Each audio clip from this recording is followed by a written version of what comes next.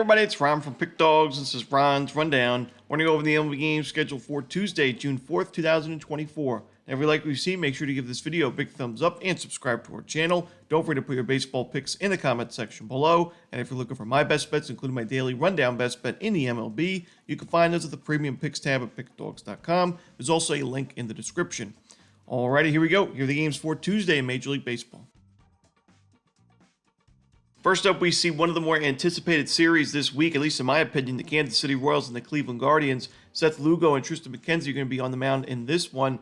And the reason why I'm excited about this one, these are two of the top teams in the American League Central playing against each other for the first time this year. I mean, the Royals, we know last year, one of the worst records in baseball. Now we see them 11 games above 500. Not good enough to be in the in first place in the division, but now they get their chance to really close the deficit in the standings.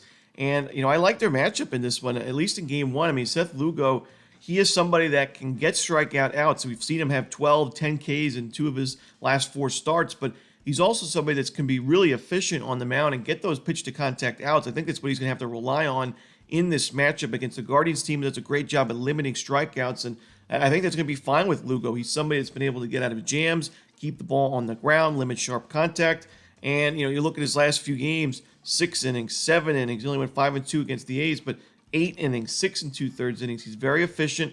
I think that's important, especially with the Royals bullpen. I've mentioned I don't love the current outlook for this bullpen because the expected numbers are so poor. I do expect regression. So if Lugo can go 6, 7, 8 innings, I think he gives his team a really good chance to win. And we know this Royals lineup is very, very strong. I'm a little bit worried with McKenzie. When you look at the expected numbers, they're not the strongest. He's given up a lot of sharp contact recently. 5 home runs now in his last 2 starts, at least 1 home run in 4 of his last 5. Kansas City, a very powerful lineup. I think they can take advantage of that. I'm going to go with the Royals in this one on the money line. Next up, we see the Los Angeles Dodgers taking on the Pittsburgh Pirates. We're going to see Tyler Glasnow and Jared Jones as your starters. This is two great starting pitching options. Both guys are really strikeout-dependent starting pitchers. To me, it's going to come down to who makes the most mistakes. And I do think that the Dodgers end up winning this game and probably covering the run line as well. I'm going to lay the 1.5 runs just to get a better price here. Glasnow, while he hasn't been the sharpest recently, he's still one of the best pitchers in the National League. And Jared Jones has got a lot of potential. I love the fact that he misses a lot of bats, but that last game against the Tigers really concerning for me. He only went 4 1/3 innings, only had 2 strikeouts. 2 walks, 5 base hits, and 7 total runs. A home run to go with it makes it 4 straight games now with giving up a home run. And I just don't think he's in good enough form here. And even if the Dodgers don't do a ton of damage on Jones, I think they'll be able to get to the Pittsburgh Pirates bullpen. I don't expect Jones to go too deep into this ball game, maybe 6 innings at the most. And then the Dodgers get 3 full innings of at-bats against the Pirates bullpen. So give me the Dodgers here laying the 1.5 runs. Next up, we see the Milwaukee Brewers taking on the Philadelphia Phillies. Colin Ray and Christopher Sanchez are your starters. I think Sanchez remains one of the more underrated pitchers in the National League. And the Brewers are a tough lineup against lefties, but Sanchez, he's somebody that can earn a lot of ground ball outs. In the month of May, 56-38 ground ball to fly ball ratio. That is unreal. And he can also earn the occasional strikeout. We saw 7 from him in the last game against San Francisco, 8 strikeouts against the Nationals back on May 18th. So I like him in this spot. He's pitching well. He's been even better at Citizens Bank Park. And Colin Ray's got big-time regression concerns with an expected ERA in the 5s. We know how strong this Phillies lineup and bullpen has been, so give me Philadelphia in this one on the money line and run line. Next up, we see the Tampa Bay Rays taking on the Miami Marlins. Ryan Pepiot and Jesus Luzardo are your starters.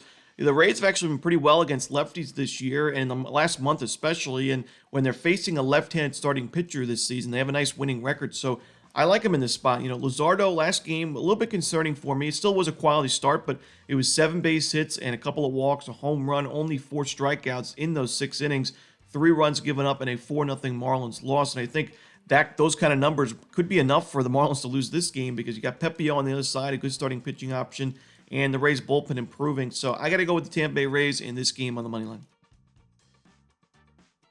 Next up, the New York Mets taking on the Washington Nationals. We're going to see David Peterson and Trevor Williams as your starters. I mentioned that in minor leagues, David Peterson pitched really well, and he got to start his last game against the Dodgers. Not an easy team to face in your first start, your season debut. I thought Peterson was okay in that one. He made definitely a few mistake pitches, gave up the home run. Will Smith was really the key guy that just was able to get to him. He hit the home run. I think he hit a double against him as well. And, that was part of the reason why he struggled a bit. But I still think Peterson is going to pitch well in this game against the Nationals team. And against lefties has not been special in the last month offensively. But it's tough to go against Trevor Williams with how profitable he's been this season, how well he's pitched this year for the Nationals. He's 5-0, 2.22 ERAs in great form, 3 earned runs or fewer in each of his last 5 starts. For me, I think the better play in this one is on the under in the Mets Nationals. Next up, the Minnesota Twins taking on the New York Yankees. We're going to see Bailey Ober and Luis Gil as your starters. To me, I think the Yankees are just too much here, and I really like the fact that they were able to get that day off on Monday. It's never easy playing in Los Angeles, playing in San Francisco, and then having to go back to Yankee Stadium. But they got that day off to kind of adjust, and I like their chances with Luis Gil pitching out of his mind right now. He is just racking up the strikeouts, racking up the innings as well. He's pitching deep into ball games. The control's been solid, and he's given up 1 earned run or fewer in each of his last 5 starts. He was excellent in the month of May, and I gotta roll with the Yankees here on the run line. Bailey Ober has given up a lot of sharp contact recently. 3 home runs in that last game against the Royals, 6 earned runs to go with it. He has struggled, against the Royals this year. He had 2 really bad outings against them, but I don't think the answer is going to be pitching at Yankee Stadium against this Yankees lineup with guys like Judge and Soto hitting a home run every game, it seems. So I'm going to go with the Yankees laying the 1.5 runs in this ballgame. Next up, we see the Baltimore Orioles taking on Toronto Blue Jays. Corbin Burnes for Baltimore, no official starter for the Blue Jays. Interesting game here. Corbin Burnes has pitched well this year, but he has less than a strikeout per inning, which is a concern for me because I would consider, especially a couple of years ago when Burnes won his Cy Young, he was one of the best strikeout pitchers in baseball, but we saw in spring training his strikeout numbers were a little bit inconsistent, and we've seen that in the regular season where, like I mentioned, less than a strikeout per inning. We saw him pitch against this Blue Jays lineup back on May 13th. That ended up being an Orioles loss. It was 6 innings, 1 run. He pitched well himself, but he only had 2 strikeouts, and the Blue Jays were able to find the W in extra innings. And now, since then, the Orioles have won each of the last 3 games that Burnes has pitched in, and those were all run-line covers. But for me, we'll have to see who the official starter is for Toronto, but I think the value is going to be with Toronto in this spot. I'm going to lean towards the Blue Jays here. You can take them in the first 5 innings if you don't trust that Blue Jays bullpen, but I'm going to take a shot here with the Blue Jays at home. See the Atlanta Braves taking on the Boston Red Sox. We're going to see Max Fried and Cutter Crawford as your starters. Crawford just not in good form right now. We saw that last game against the Orioles, 5 earned runs given up. That was on the road, but even the last game at Fenway Park against the Brewers, he gave up 6 earned runs. And the Red Sox have now lost each of his last 5 starts, facing now a Braves lineup that we know is not the same without Acuna, but still is one of the more potent lineups in the National League, and facing Max Fried, a lefty with the Red Sox struggles against lefties, especially with the high strikeout rate. It's been above 25% for basically all season long. And no matter what stretch you look at the last 2 weeks, last month, the Red Sox have really struggled with those Ks against lefties. And Max Fried, he's in great form right now, pitching deep into ball games. He's at 8 innings and 9 innings his last 2 starts. So I got to go with the Braves in this one, the money line and run line. Next up, we see the Chicago White Sox taking on the Chicago Cubs. We're going to see Chris Flexen and Shota Imanaga as your starters. We know Imanaga got crushed in that last game against Milwaukee. 7 earned runs, 2 home runs. He only had 1 strikeout in 4 1/3 innings. But that was on the road against a much tougher lineup. And we also know that the White Sox are on an 11-game losing streak right now. And Chris Flexen's also not in great form. He had 5 walks given up in that last game, had 4 earned runs in the previous one, 7 earned and 2 homers in the previous game. So the White Sox have lost each of his last 4 games. All those were run-line losses as well. I think if there was a spot to bounce back for Imanaga, this would be it at Wrigley Field, where he's pitched, excellent this season. And even though he gave up those 7 runs, he still has a sub-2 ERA. That's how strong he's been overall this season. I got to go with the Cubs in this one, lay the 1.5 runs. Next up, the Detroit Tigers taking on the Texas Rangers. Jack Flaherty and Dane Dunning are your starters. Both lineups hitting righties well in the last month, but the Tigers are top 5 in isolated power, top 10 in team OPS. The Rangers right around league average. And when you look at both of these starting pitchers, 2 good starting pitching options, both sub-4 ERAs on the season. However, Jack Flaherty's been able to go deeper into ball games. We've seen him go 6 or more innings in each of his last 6 starts, all of his starts in the month of May, where he had 40 strikeouts in 31 2/3 innings. He faced some tough lineups as well. While Dane Dunning, because he has control issues and because the Rangers don't really want to stretch him too much, he's only been able to go, he's gone less than 6 innings in every single start since April 7th. So, in the month of May, 5 innings, 3 1/3, 4 2/3. You're forced to go to that Rangers bullpen a little bit too early. We know the Rangers bullpen has struggled, an ERA of 4.8. The expected numbers are below league average, so I got to go with the Tigers in this one on the money line. Next up, we go to Coors Field as the Rockies take on the Reds. Frankie Montas and Ty Blach are your starters. Blach has actually pitched really well at Coors Field, and we saw him last game against the Guardians, a very tough lineup to face in general, but also as a left-handed pitcher. The Guardians have crushed lefties, but Blach went 7 innings, a 2-run ball, 5 strikeouts, which is not easy to do as well, in a 7-4 Rockies win. The Rockies have now won 3 of his last 4 starts, and I mentioned that the good numbers at Coors Field. On the road this season in 7 innings, small sample size, Blach has a 7.71 ERA, but at home in 27 2/3 innings, he's got a 3.25 ERA, pretty low opponent's batting average, especially for a Coors Field pitcher. So, with Frankie Montas, the Reds have lost each of his last 5 games. He's given up a lot of sharp contact. His strikeout numbers have been very inconsistent. I don't love the current form. Even though he's coming off a quality start, I still don't think it was the sharpest outing. And at Coors Field, for somebody not really missing a lot of bats and giving up sharp contact, a really bad combination there. I got to go with the Rockies in this game, getting a really good price on the money line. Next up, the St. Louis Cardinals taking on the Houston Astros. We see Andre Palante and Spencer Arrighetti as the projected starters.